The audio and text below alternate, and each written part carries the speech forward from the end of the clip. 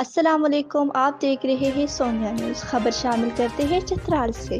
چترال کو ملک کے دیگر حصوں سے ملانے والا اگر واحد زمینی راستہ لواری ٹاپ ہے، جو اب لواری ٹنل کی شکل میں سرنگ بن چکا ہے، تو دریا عبور کر کے واحد پل چکدرہ کے مقام پر دریائے سوات پر بنایا گیا۔ مزید دیکھتے ہیں تفصیل گل حماد فاروقی کی اس رپورٹ میں۔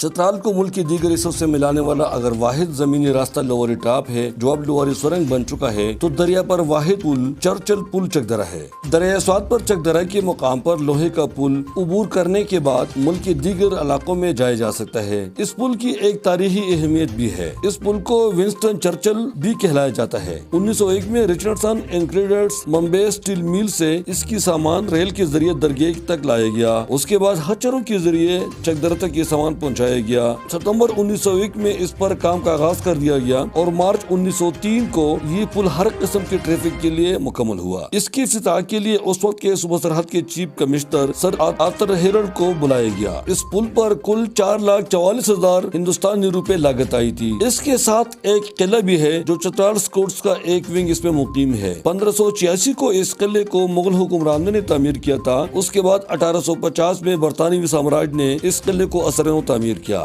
سال 2010 میں جب تباکن سیلاب آیا تو اسی دریا پر 1987 کا بنایا گیا RCC پل سیلاب کا نظر ہوا۔ چترال اور ضلع اپر لور دیر کا ملک کی دیگر حصوں سے مکمل طور پر رابطہ منقطع ہوا، مگر 1903 کا یہ پل اپنی جگہ پر کھڑا تھا۔ ضلع لور دیر، ضلع اپر دیر اور چترال کو ملک کے دیگر حصوں سے ملانے کا واحد ذریعہ یہ پل تھا، جو ایک طرح سے ٹوٹ پھوٹ کا شکار بھی تھا۔ اس تباہ شدہ حصے میں لکڑی کے تختے رکھ کر لوگ اس کے ذریعے یہاں آیا کرتے تھے۔ اس پل کے دونوں جانب 20-20 ہزار لوگ اپنی باری کا انتظار کرتے تھے۔ اس سے پہلے صوبائی حکومت اس پل کی ڈسمنٹل پر تلی ہوئی تھی کہ اسے کھول کر بیچ دیا جائے، تاہم اکثریت اراکین اسمبلی نے اس کی مخالفت کی اور بالآخر 2010 کے تباکن سیلاب میں یہ واحد سہارا تھا جس سے لوگ پیدل روزمرہ استعمال کی سامان اٹھا کر لایا کرتے تھے۔ یہ پل اب بھی اچھی حالت میں ہے اور سیاحوں کی توجہ کا مرکز بنا ہوا ہے، تاہم اس کی مرمت اور دیکھ بھال کرنا ضروری ہے تاکہ یہ تاریخی اثاثہ ضائع نہ ہو۔ ضلع اپر اور لور چترال کو ملانے والا دریائے چترال پر بھی لوہے کا اسی طرح ایک پل پاک فوج نے 70 کروڑ روپے کی لاگت سے بنایا ہے۔ امید ہے کہ یہ پل بھی چرچل پل کی طرح ایک صدی کے بعد بھی اسی حالت میں رہے گا۔ اس پل کی تعمیر پر علاقے کے لوگ نہایت خوش ہیں۔